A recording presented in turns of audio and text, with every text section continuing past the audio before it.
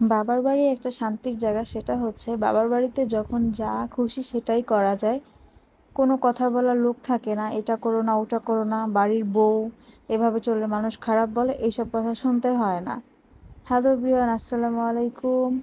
আজকে সারাদিনে কি করেছি সেটা আপনাদের সাথে শেয়ার করব।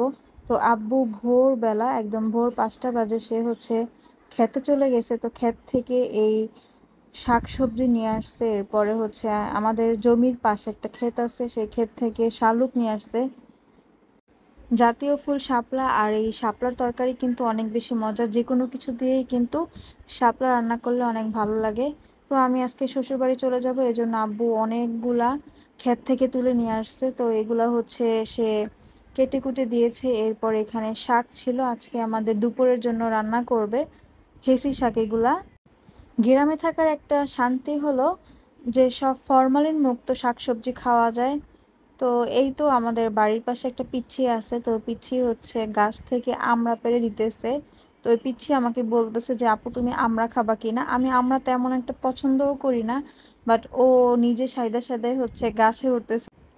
ছেলেটা যখন গাছে উঠছে আমার তখন অনেক বেশি ভয় লাগতেছিল, কারণ বৃষ্টির পানির কারণে গাছ পিচ্ছিল হয়ে গেছে। তো এই তো ও আমাকে এতগুলো আমড়া পেড়ে দিয়েছে, আর এইগুলো হচ্ছে আমি অর্ধেকটা নিয়ে যাব শ্বশুর বাড়িতে, আর অর্ধেক রেখে যাব বাবার বাড়িতে। আমরা আমার তেমন একটা পছন্দ না, বাট ও দিয়েছে এজন্য আমিও নিলাম। আমি কোথাও বেড়াতে গেলেই বাচ্চাদের সাথে অল্পতেই মিশে যাই।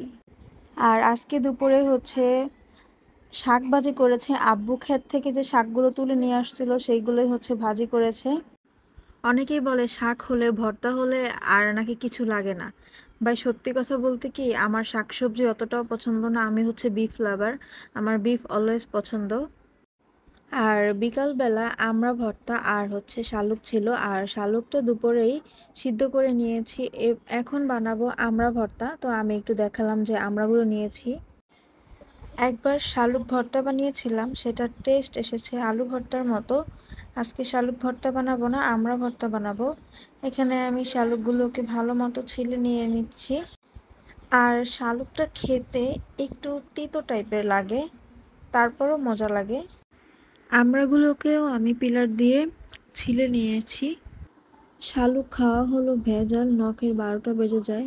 শালুক ছিলতে গিয়ে আমার হাতের নখটাও, নখের ভিতরের কোণাটাও কেটে গেছে।